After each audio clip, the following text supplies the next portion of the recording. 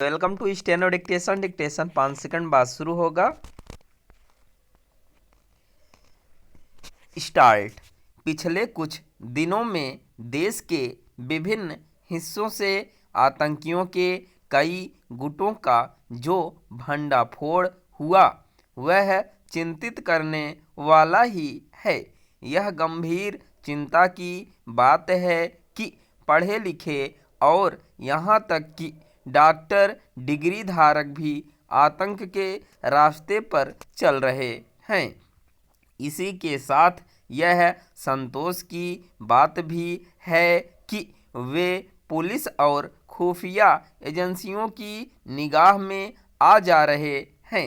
इसके बाद भी यह कल्पना सिहरन पैदा करती है कि यदि खतरनाक इरादों से लैस इन आतंकियों को समय रहते पकड़ा न जाता तो वे किसी बड़ी तबाही का कारण बन सकते थे। इसका एक संकेत गत दिवस दिल्ली में लाल किले के पास एक कार में जोरदार धमाके से मिलता है।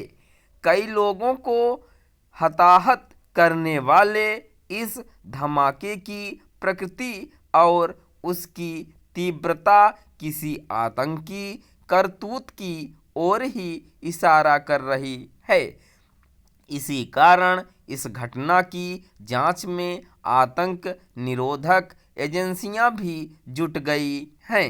इस दहशत पैदा करने वाली घटना के ठीक पहले गुजरात के आतंकवाद निरोधक दस्ते ने जिन 3 संदिग्ध आतंकियों को पकड़ा उनमें एक हैदराबाद का डॉक्टर है। उसके 2 साथी उत्तर प्रदेश के हैं।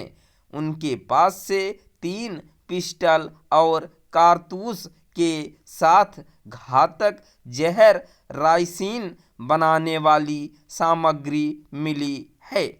इन आतंकियों की गिरफ्तारी के अलावा जम्मू कश्मीर और हरियाणा पुलिस ने 3 डॉक्टरों समेत 7 ऐसे लोगों को गिरफ्तार किया जिन्होंने फरीदाबाद में करीब 3000 किलो विस्फोटक जमा कर रखा था।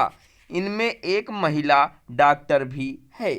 शेष में मौलवी और छात्र हैं। इनके पास से राइफल, पिस्टल, टाइमर आदि भी मिले हैं।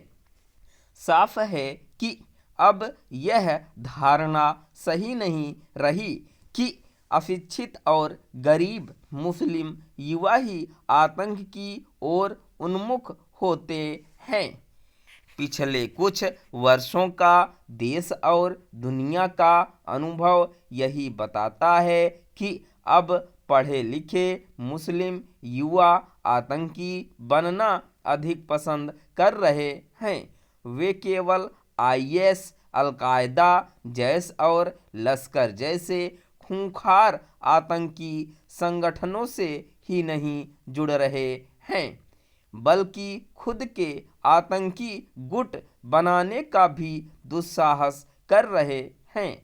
इनकी अनदेखी न की जाए कि बीते दिनों कर्नाटक की जेल में बंद एक आतंकी मोबाइल से फंड जुटाते मिला तो ग्रेटर नोएडा में एक अन्य मजहबी उन्माद भड़काने वाली किताबों का प्रकाशन करते हुए यह सही है कि आतंक का कोई मजहब नहीं होता, लेकिन इसमें भी कोई संदेह नहीं कि मजहब की आड़ लेकर भी आतंक के रास्ते पर चला जा रहा है।